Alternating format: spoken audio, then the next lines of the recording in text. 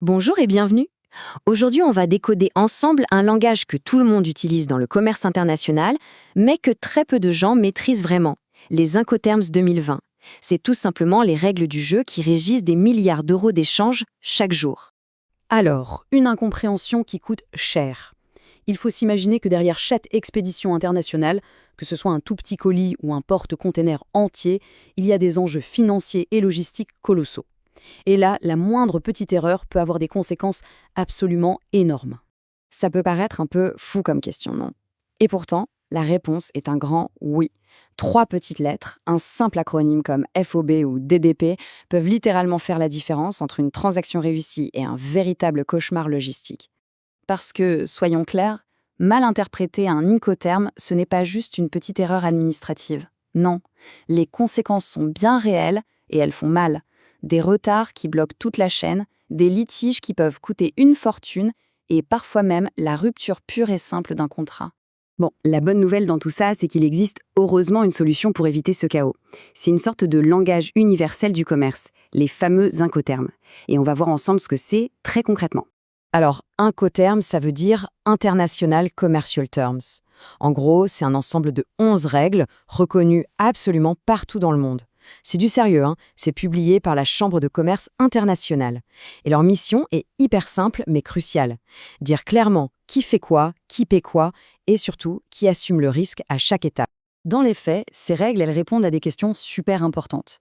D'abord, où est-ce qu'on considère que la livraison a bien eu lieu? Ensuite, à quel moment précis le risque, si jamais la marchandise est perdue ou abîmée, passe du vendeur à l'acheteur? Ça, c'est le point clé. Qui paye le transport, l'assurance et enfin, qui gère tous les papiers pour la douane? En fait, c'est la feuille de route de toute l'opération. Attention, il y a un piège classique à éviter.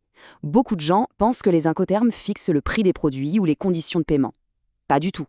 Et ils ne remplacent pas non plus le contrat de vente. Non, il faut vraiment les voir comme un module complémentaire, une brique essentielle qui vient s'ajouter au contrat. Leur job, c'est uniquement la logistique et les risques. Ok, 11 règles, ça peut faire un peu peur au début, on est d'accord. Mais la bonne nouvelle, c'est qu'elles sont classées de façon super logique en 2 grandes familles. Et ça change tout pour s'y retrouver. Et cette répartition, elle est fondamentale. D'un côté, on a le plus grand groupe, avec 7 règles qu'on peut appeler multimodales. On peut les utiliser pour n'importe quel transport, camion, avion, train et même bateau.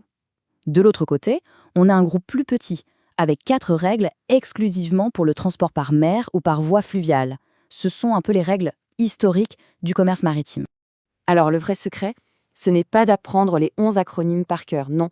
L'astuce, c'est de les voir comme un curseur, vous savez, comme une réglette. D'un côté, le vendeur a un minimum d'obligations et de l'autre, un maximum.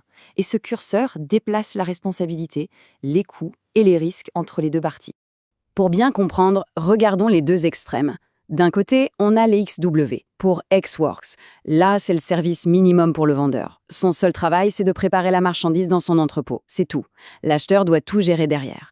Et à l'opposé, on a le DDP, Delivered Duty Paid.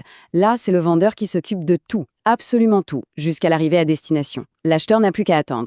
Bon, maintenant qu'on a vu la théorie, passons à la pratique. Et surtout aux erreurs à ne jamais commettre. Parce qu'il y a des pièges classiques qui reviennent tout le temps et qui, croyez-moi, peuvent coûter une véritable fortune. Alors voilà, 4 réflexes à avoir. 1. Toujours choisir la bonne règle pour le bon transport. C'est l'erreur de base, mais elle est très fréquente. 2. Être super précis. Toujours écrire Incoterms 2020 dans le contrat pour être sûr de parler de la même chose. 3. Ne pas tout mélanger. Le transfert de risque et le transfert de propriété sont 2 choses totalement différentes. Et 4. Penser au prix.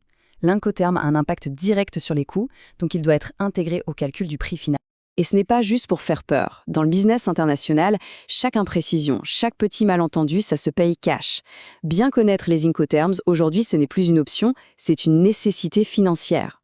Mais on peut aller encore plus loin. Parce que les Incoterms, ce n'est pas juste une série de règles techniques un peu contraignantes.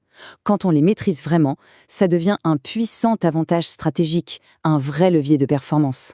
Regardez un peu tout ce que ça permet de faire. Ça aide à sécuriser les transactions, à réduire les litiges avec les partenaires, à négocier de bien meilleurs contrats, à optimiser toute sa chaîne logistique et bien sûr, à mieux contrôler ses coûts. En bref, c'est un véritable levier de compétitivité. Au fond, l'idée à retenir, c'est vraiment celle-ci. Maîtriser les incoterms, ce n'est pas une question de jargon. C'est tout simplement parler couramment la langue des affaires mondiales. C'est être capable de discuter d'égal à égal avec n'importe qui, n'importe où. C'est prendre le contrôle. Désormais, face à un nouveau contrat international, la question n'est plus de subir les conditions en se demandant ce que ça veut dire. Non, la question devient « quel incoterm vais-je choisir pour servir au mieux mes intérêts ?» Tout l'enjeu est là. Transformer cette connaissance en un vrai pouvoir de négociation. Et cette décision, elle appartient à chacun.